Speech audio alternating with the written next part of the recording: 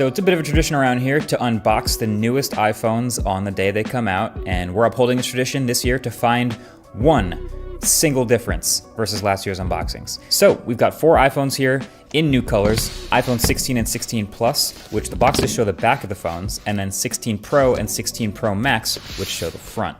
And I'm totally gonna start with the base phones, the crowd favorites this year. Finally, some colors back in the iPhone lineup. So I'm gonna call this one the flagship color. This is the Ultramarine iPhone 16. And in the box, you get the USB-C cable, again, braided and high quality, and then a tiny little bit of paperwork in this pill shape. And then you'll notice no SIM card tool, same as last year, and no stickers this year. There are no stickers included in the iPhone 16 box at all. Truly the end of an era. They just can't stop removing things. They can't help themselves. But let's get a look at the pink plus size phone too. These phones are the same sizes as last year, 6.1 inches for the base, 6.7 inches for the plus. But with the bigger batteries inside, that's something I'm really happy to hear about and very curious about in my testing.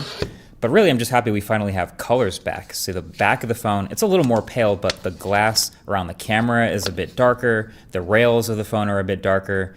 So this is nice. Same stuff in the box. Now with these Pro phones, I think there's a reason they show the front of the phone on the box, because if they show the back, you literally could not tell the difference versus last year. But hey, at least this one has slightly thinner bezels they can show. And yeah, this here is going to be the natural titanium 16 Pro. And aside from the lack of stickers in the box, it's going to look and feel basically exactly like a titanium iPhone 15 Pro. Same USB-C cable as the base phone as well, great. But then this is the new flagship Pro color. The renders we saw at first were kind of weird, but this is the official desert titanium color. And you know, all of Apple's phones are, again, a bit more pale on the back, but they have more color on these rails, and that's definitely true again here. It's kind of like a light sand color, but also feels similar to the gold of the past. But there you have it. That's the iPhone 16's unboxing experience. So by the time you see this uploaded, that means I am deep into my iPhone 16 testing and working on the full review. So definitely get subscribed to see that when it drops.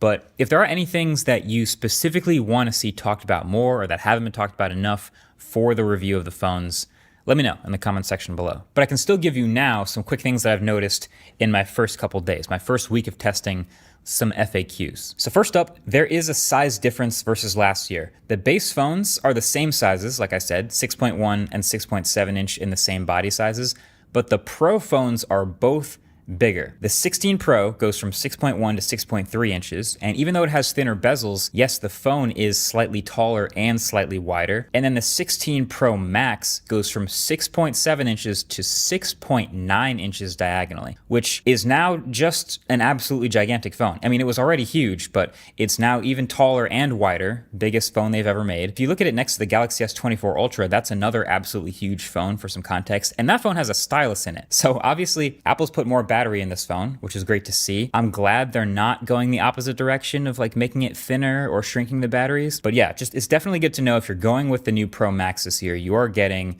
a truly huge, like borderline tablet size phone. Also, random tidbit, thanks to these new cameras up in the corners, these new iPhones are big time table rockers, like big time uneven camera on the back. It's annoying to me because I type on the table sometimes. Anyway, I've also been taking some pictures and videos with the new cameras. I'll be taking and posting many, many more. If you want to follow me on Instagram, that's where you'll see some more in the next couple days, but I'll link that below. My first impression is it's kind of remarkable how consistent Apple's image processing pipeline is to get the same look every year. Like a lot of times we see companies switch sensors, even the Pixel switched sensors after using the same old one for a while, and the whole look kind of changed, but it really feels like year over year, no matter how many hardware changes, no matter how many sensor changes these phones go through, they still just very much have the iPhone look, which, I mean, makes sense. This just shallower depth of field from the larger physical sensor.